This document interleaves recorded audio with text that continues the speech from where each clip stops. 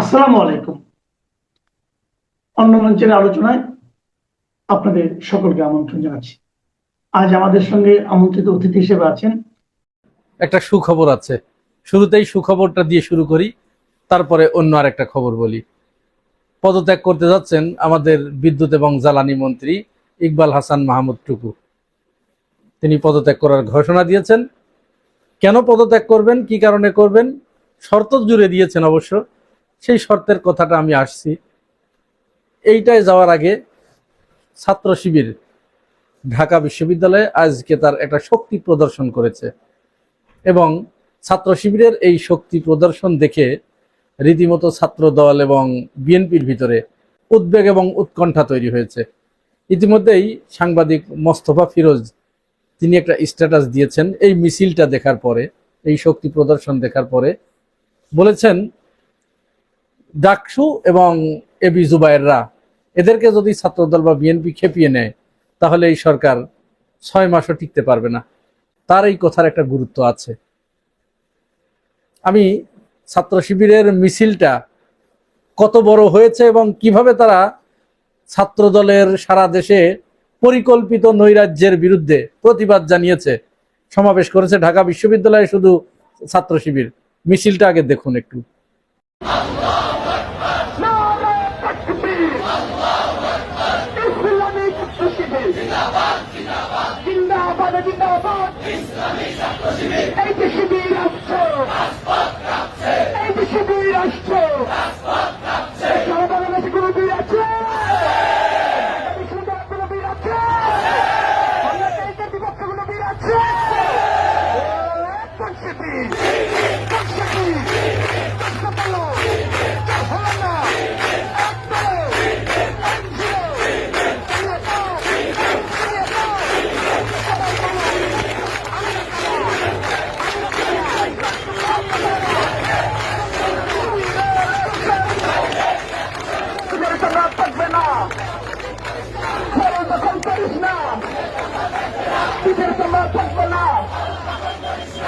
এইটা ছাত্র দলের যে পরিকল্পিতভাবে গত কয়েকদিনে পায়ে পাড়া দিয়ে ঝগড়া করা, ছাত্র শিবিরকে মারপিট করা, তার একটা আউটপুট এইটা।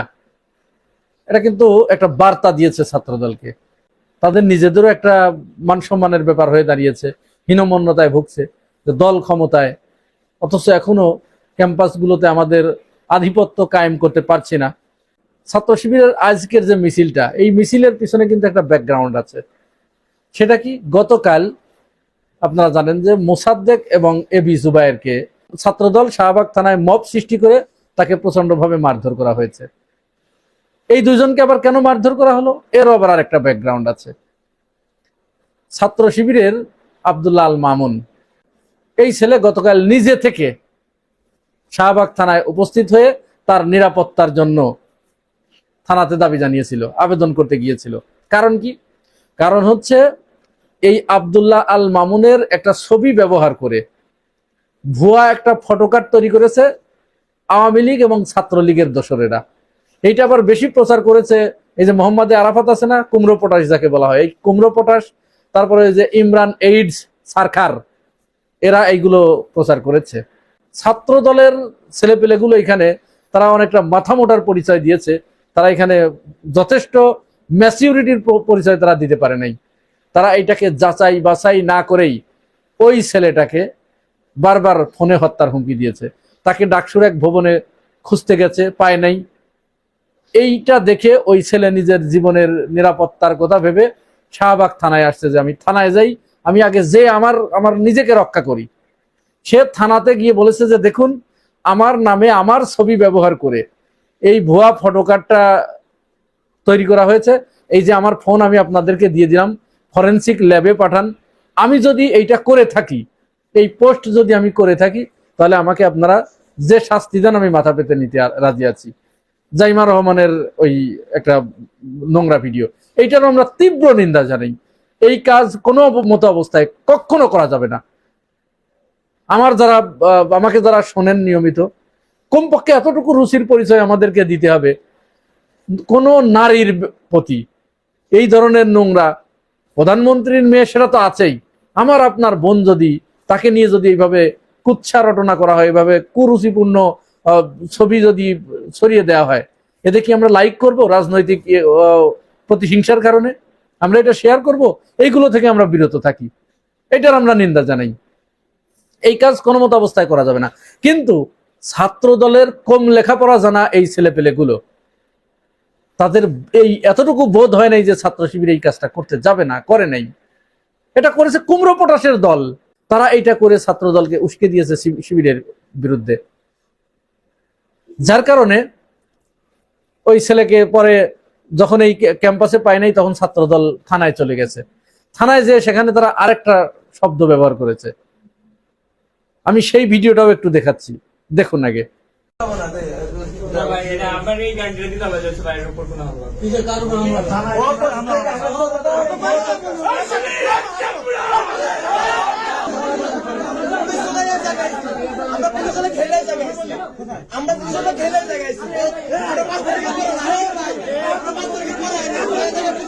থানায় যে যখন তারা দেখে যে ওই আব্দুল্লাহ আল মামুনকে হাজতের ভিতরে না রেখে, গারদের ভিতরে না রেখে ওসির রুমে সে বসে আছে, তখনই তারা ওসির সাথে বাকবিতণ্ডা করে, বলে যে ও বাইরে কেন, ওকে আগে হাজতে ঢুকান। ওসি তখন ওদেরকে বোঝানোর চেষ্টা করে, ছাত্র দলের এই ছেলেপেলেগুলো যারা মব সৃষ্টি করতে গেছিল, যে দেখেন ওর কোনো দোষ পাওয়া যায় নাই। তখন ওসির উপরে তারা চড়াও হয়, ওসিকে গালিগালাজ করে। এক পুলিশ কর্মকর্তা পাশ থেকে এটার প্রতিবাদ করে। প্রতিবাদ করার সাথে সাথে ছাত্র দলের ছেলেপেলে বলছে, এই ওসি হয়েছে তাই কি হয়েছে রে, আমরা পুলিশ ডর শব্দটা উচ্চারণ করলাম না, করি এখানে আসছি। ওই যে আগেই বলেছি, ছাত্র দল শুধুমাত্র যখন ক্ষমতায় থাকে বিএনপি, তখনই এদের পারফরমেন্সটা ভালো, আর বাকি সময় এরা বালি ট্রাকও সরাতে পারে না। এখানে তারা সাংবাদিকদের উপরে হামলা চালিয়েছে, 50 জন মতো সাংবাদিক আহত। যদিও ছাত্র দলের সভাপতি রাকিব, তিনি এটার জন্য পরে দুঃখ প্রকাশ করছেন। দুঃখ প্রকাশ করে কি করবেন? আপনি গরু মেরে জুতা দান করলে তো হবে না, এটা আপনার আগে চিন্তা করা দরকার ছিল যে আপনার নেতা কর্মীরা কোন মানের। আচ্ছা, এরপরে এবি জুবায়ের এবং মুসাদ্দেককে যখন ওখানে আটকিয়ে মারধর করেছে, তখন ডাকসুর নেতৃবৃন্দ যাচ্ছিল শাহবাগ থানায় একটা মীমাংসা করার জন্য। এইটার একটা ভিডিও আমাদের হাতে এসেছে, দেখেন। যখন ছাত্র দল এবং ছাত্র শিবির মুখোমুখি, দুই দিক থেকে দুই দল আসছে, তখন ডাকসুর এক সদস্য মাঝার, তিনি ছাত্র শিবিরের ওই গ্রুপ থেকে বের হয়ে সামনে এসে ছাত্র শিবিরকে 2 হাত দিয়ে ঠেকাচ্ছেন যে থামো, আর সামনে আগাইও না। ঠিক এই মুহূর্তে পিছন থেকে ছাত্র দলের এক টুকাই মাঝারের পিছন দিয়ে লাথি মেরে, দেখেন ভিডিওটা দেখেন।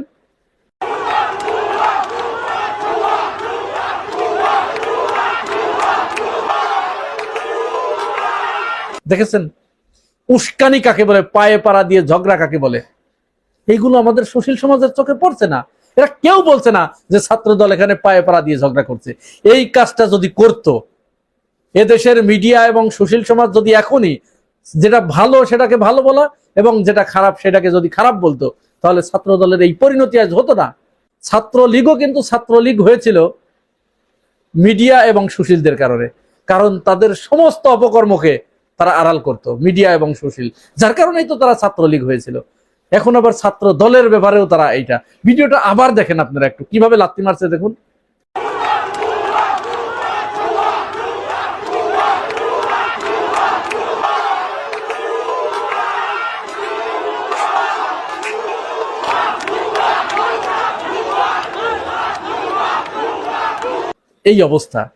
এই অবস্থার পরিপ্রেক্ষিতে ছাত্র শিবির অনেক ধৈর্যের পরিচয় দিয়েছে। অবশ্যই তাদের ধৈর্যের পরিচয় দেওয়া দরকার, কারণ তারা যদি কোন রকম একজনকে আকবারাই একটা লাথি না, একটা থাপ্পড়ও যদি মারে, তাই দেখবেন যে মিডিয়াগুলো বসে গেছে, একেবারে গবেষণা করতে বসে গেছে শিবিরকে কিভাবে এখন নিষিদ্ধ করা যায়।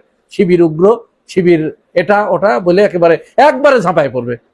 কিন্তু এখন তো তারা অন্ধ হয়ে গেছে, এখন তো তাদের রাত, তারা তো এখন ঘুমাচ্ছে, চোখে দেখে না। সবাই সুশীল এবং এই মিডিয়াগুলো একেবারে অন্ধ, নাক ডাকিয়ে ঘুমছে। ছাত্র শিবির যদি আস্তে করে একটা বায়ু দেয়, ওদের তখন ঘুম ভেঙে যাবে। যাই হোক, এখন আসি আমরা সর্বশেষ কথায়। ইকবাল হাসান মাহমুদ টুকু, বিদ্যুৎ এবং জ্বালানি মন্ত্রী, তিনি বলছেন যে দেশে লোডশেডিং আছে, এইটা যদি কেউ দেখাতে পারেন তাহলে আমি পদত্যাগ করব, মন্ত্রিত্ব ছেড়ে দেবো, আমি জীবনে আর কোনোদিন রাজনীতি করব না। মানুষের চক্ষু লজ্জা বলতে একটা জিনিস থাকে। তার এই ঘোষণার পরে আমি কয়েক জেলায় অনেকের সাথে পরিচিত যারা আছে তাদের সাথে কথা বলেছি, প্রত্যেকের কাছ থেকে একই কথা, 24 ঘন্টার ভিতরে 17-18 ঘন্টা বিদ্যুৎ থাকে না এলাকায়। মন্ত্রী কি করে এমন কথা বললেন যে লোডশেডিং দেখাতে পারলে পদত্যাগ করবেন? তাহলে আপনি পদত্যাগ করুন, আমি দেখিয়ে দিলাম। যাক, আপনি ওই কাজ কখনোই করবেন না, কারণ আপনি পদত্যাগ করবেন না, ওইটা আপনার একটা কথার কথা। মন্ত্রীরা সবসময় এই ধরনের কথাই বলে। হ্যাঁ, এক মন্ত্রী বলে যে ঈদে একেবারে নির্বিঘ্ন, সবচাইতে বেশি নির্বিঘ্ন, ভাড়া এবার কম নিয়েছে, ভাড়া বাড়ে নাই 1 টাকাও। এই ধরনের কথা আমরা শুনি। চাঁদাবাজিকে যখন বলা হয় যে সমঝোতার ভিত্তিতে হলে সেটা চাঁদাবাজি না, এগুলো তো আমরা শুনে আসছি, নতুন নতুন শব্দ আমরা শুনছি। তাহলে আপনি এটা বলবেন, এতে তো অস্বাভাবিক কিছু না। আর ঢাকার ভিতরে যেটা, সেটা এই ঢাকার ভিতরে লোডশেডিং দিবেন খুব তাড়াতাড়ি, যার কারণে দেওয়ার জন্য এই গ্রাউন্ড তৈরি করছেন যেন ঢাকার মানুষ এবং বিশ্ববিদ্যালয়ের ছেলেপেলেগুলো রাস্তায় না নামতে পারে। তার আগে এই যে ছাত্রদলকে দিয়ে বিশ্ববিদ্যালয়গুলোকে নিয়ন্ত্রণে আনার, এখানে আধিপত্য কায়েম করার যে মহড়াটা, এইটা আমরা দেখছি। এইটা হয়ে গেলেই ঢাকার ভিতরে লোডশেডিং শুরু হবে। প্রিয় ভাই ও বোনেরা, আপনারা কি মনে করেন জানাবেন মন্তব্যের ঘরে। আর যদি চ্যানেলে নতুন হয়ে থাকেন তাহলে সাবস্ক্রাইব করে পাশে থাকবেন। আজ এ পর্যন্তই, ভালো থাকবেন, আল্লাহ হাফেজ। জাতীয় সংসদ, পুলিশ ও সেনা দপ্তর সহ জাতীয় গুরুত্বপূর্ণ স্থানে জঙ্গি হামলার আশঙ্কা করছে বাংলাদেশের পুলিশ। এই হামলা করতে পারে চাকরিচ্যুত 2 সেনা সদস্য। এমন হামলা ঠেকাতে জরুরি ভিত্তিতে সতর্ক করে প্রয়োজনীয় নিরাপত্তা ব্যবস্থা জোরদারের জন্য 23 এপ্রিল পুলিশ সদর দপ্তর থেকে সংশ্লিষ্ট 14টি দপ্তরে একটি চিঠি দেওয়া হয়েছে। চিঠিটি আমাদের হাতে এসেছে। চিঠিতে বলা হয়েছে, আগে গ্রেপ্তার হওয়া এক জঙ্গির কাছ থেকে পাওয়া তথ্যের ভিত্তিতে পুলিশ ওই 2 চাকরিচ্যুত সেনা সদস্যের সাথে যোগাযোগ থাকার তথ্য পেয়েছে। দেশের সার্বিক নিরাপত্তার জন্য এই গ্রুপটি অত্যন্ত ঝুঁকিপূর্ণ বলে মন্তব্য করা হয়েছে। এই খবরটি এমন এক সময় এসেছে যখন এরই মধ্যে গণমাধ্যমে খবর বেরিয়েছে বাংলাদেশের বিমান বাহিনীর কিছু সদস্যের সঙ্গে পাকিস্তানের জঙ্গি সংগঠন তেহরিকি তালেবান পাকিস্তান বা টিটিপি এর যোগাযোগ আছে। বিগত অন্তর্বর্তী সরকারের আমলে আওয়ামী লীগ আমলের জঙ্গি দমনের অভিযানগুলোকে নাটক বলে অভিযোগ করা হতো। ইউনূস প্রশাসন বুক ফুলিয়ে বলতো বাংলাদেশে কোনো জঙ্গি নেই। ইউনূসের আমলে জেল ভেঙে কিংবা জামিনে 450 জঙ্গি মুক্ত হওয়ার পর বলা হয়েছিল দেশে জঙ্গি নেই, আছে শুধু ছিনতাইকারী। অথচ নতুন সরকার দায়িত্ব নেওয়ার 2.25 মাসের মধ্যে জঙ্গিদের মধ্যে চাকরিচ্যুত সেনা সদস্যের সন্ধানই পাচ্ছে না। দেশের সবচেয়ে গুরুত্বপূর্ণ স্থানগুলোতে হামলার আশঙ্কা করছে সেই পুলিশই। নতুনভাবে জঙ্গিবাদের বিস্তার করতে দেওয়ার জন্য গত প্রশাসনে যারা কাজ করেছিল তাদেরকে আইনের আওতায় আনা হবে। আর যদি না হয় তাহলে রাষ্ট্রীয় নিরাপত্তা কি এভাবেই হুমকির মধ্যে রেখে দেওয়া হবে না? বিস্তারিত জানতে চলুন যাওয়া যাক বিশ্লেষণে।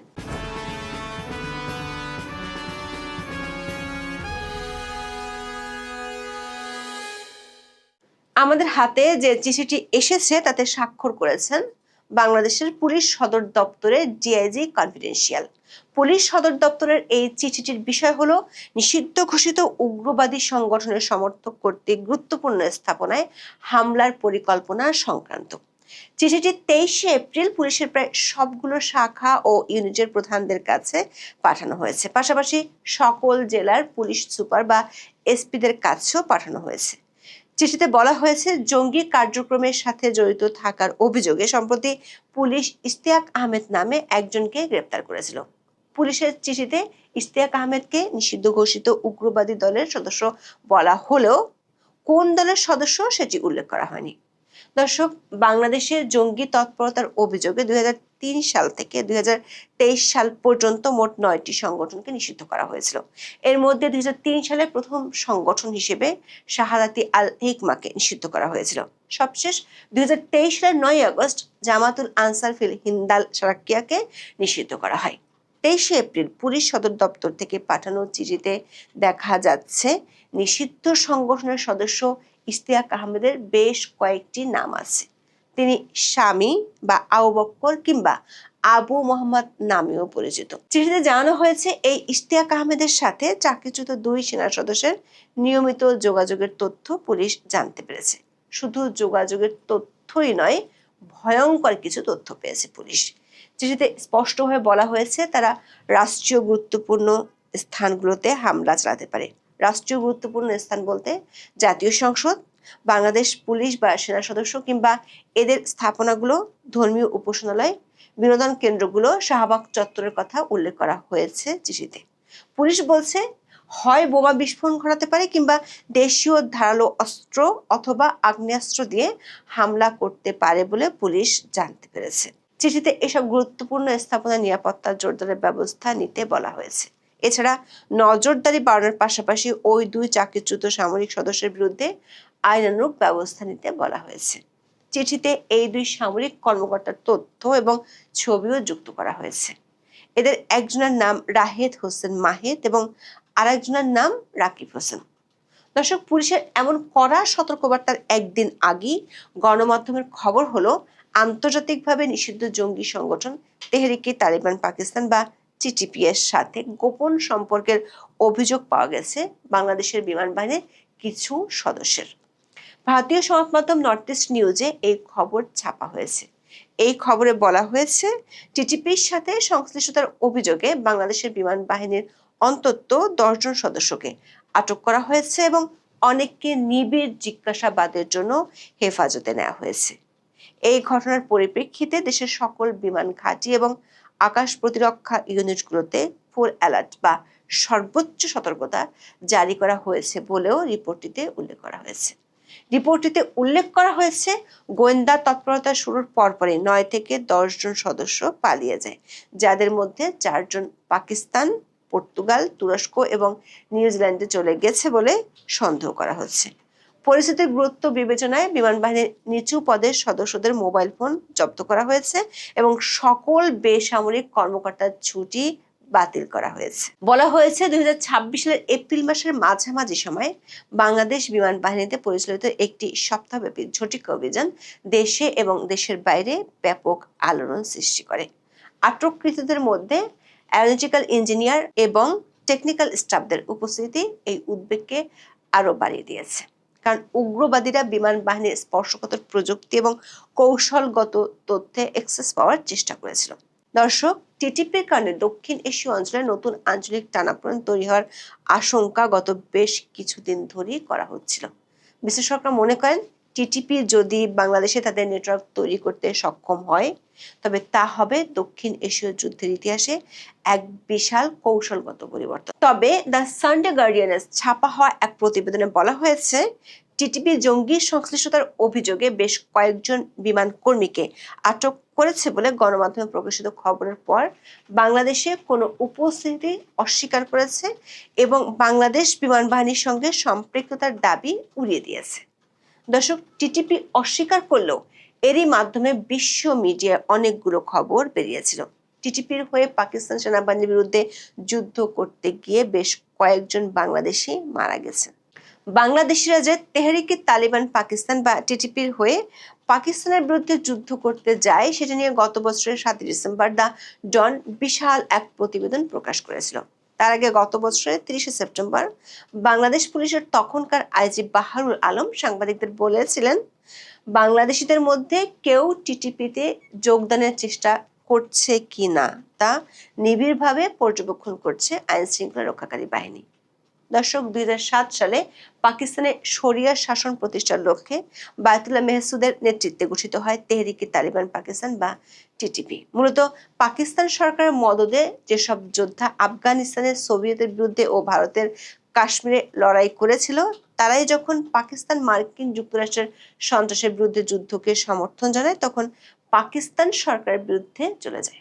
আফগানিস্তানে মার্কিন হামলা শুরু হওয়ার পর এসব যোদ্ধারা আফগান তালেবান, আল কায়দা ও অন্যান্য সশস্ত্র গোষ্ঠীর সদস্যদের পাকিস্তানে আশ্রয় দেওয়া শুরু করে। পাকিস্তান সরকার যখন এক পর্যায়ে তাদের বিরুদ্ধে অভিযান পরিচালনা করা শুরু করে তখন কয়েকটি সশস্ত্র গোষ্ঠী একত্রিত হয়ে 2007 সালে গঠন করে টিটিপি। বর্তমানে আন্তর্জাতিকভাবে সন্ত্রাসবাদী সংগঠন হিসেবে স্বীকৃত টিটিপি তৎকালীন তালেবান প্রধান মোল্লা ওমরকে তাদের আধ্যাত্মিক নেতা হিসেবে ঘোষণা করে এবং সংগঠনটিকে তালেবানের একটি শাখা হিসেবে দেখা হয়। পাক আফগান সীমান্তের দুই পাশে রয়েছে এই সন্ত্রাসী সংগঠনটির শক্তিশালী অবস্থান। পাকিস্তানের সাবেক প্রধানমন্ত্রী বেনজির ভুট্টোকে হত্যা করার দায় স্বীকার করেছে টিটিপি। সংগঠনটির বেশ কয়েকটি আত্মঘাতী হামলায় পাকিস্তানের নিরাপত্তা বাহিনীর সদস্যদের পাশাপাশি বিপুল পরিমাণে সাধারণ মানুষেরও প্রাণহানি ঘটে। গত বছরের 26শে সেপ্টেম্বর খাইবার পাখতুনখোয়ার কারাক জেলায় টিটিপির বিরুদ্ধে বড় পরিসরে সন্ত্রাস বিরোধী অভিযান শুরু করে পাকিস্তান সেনাবাহিনী। উত্তর পাকিস্তানের এই জেলাটি দীর্ঘদিন ধরে জঙ্গিবাদের কবলে থাকা অশান্ত একটি অঞ্চল। টিটিপির 17 জন সদস্য নিহত হওয়ার মধ্য দিয়ে এই অভিযানটি শেষ হয়েছিল। নিহতদের মধ্যে একজনের নাম ছিল ফয়সাল হোসেন। 22 বছর বয়সী এই যুবক ছিলেন বাংলাদেশি নাগরিক। ফয়সালের বাড়ি মাদারীপুর সদরের কালিকাপুর ইউনিয়নের ছোট দুধখালি। তার পরিবার জানতো সে দুবাইতে কাজ করে। তার মৃত্যুর পরই কেবল তারা জানতে পারে যে সে পাকিস্তানে প্রবেশ করে টিটিপিতে যোগ দিয়েছিল। দর্শক, বাংলাদেশে আওয়ামী লীগ সরকার আমলে জঙ্গিবাদ দমনে ব্যাপক তৎপরতা ছিল, কিন্তু আওয়ামী লীগের পতনের পর একদিকে জঙ্গিদের কেজি দরে জেল থেকে ছাড়া হয়, অন্যদিকে ইউনূস প্রশাসনের বড় কর্তারা আওয়ামী লীগের ওইসব অভিযানকে জঙ্গি নাটক বলে মন্তব্য করেন। এমনকি ইউনূস আমলে পুলিশের বড় কর্তা বলেছিলেন, বাংলাদেশে কোনো জঙ্গি নেই, যা আছে তা হলো ছিনতাইকারী। অথচ ইউনূসের আমলে স্বরাষ্ট্র উপদেষ্টার সাথে সাক্ষাৎ করে মার্কিন দূতাবাসের কর্মকর্তারা জঙ্গিদের নিয়ে সতর্ক করেছিলেন। কিন্তু আনসারুল্লাহ বাংলা টিম, জামাতুল আনসার হিন্দাল সার্কের মতো নিষিদ্ধ সংগঠনগুলোর নেতারা ইউনূসের আমলে মুক্তি পেয়েছিল। শুধু মুক্তি পায়নি, অন্তর্বর্তী সরকার অনেক উপদেষ্টার সাথে ছিল তাদের ঘনিষ্ঠতা। ইউনূস সরকার বিদায়ের 2.5 মাসের মধ্যে পুলিশ সদর দপ্তর থেকে চিঠি দিয়ে জানানো হলো জঙ্গিরা এখন ভয়াবহ হামলা চালাতে পারে। প্রশ্ন হলো, এমন উদ্বেগ তৈরির মতো পরিস্থিতি যারা তৈরি করেছিলেন তারা কি ধরাছোঁয়ার বাইরে থেকে যাবেন? জেল পলাতক 79 জঙ্গি কি এখনো ধরাছোঁয়ার বাইরে থেকে যাবে?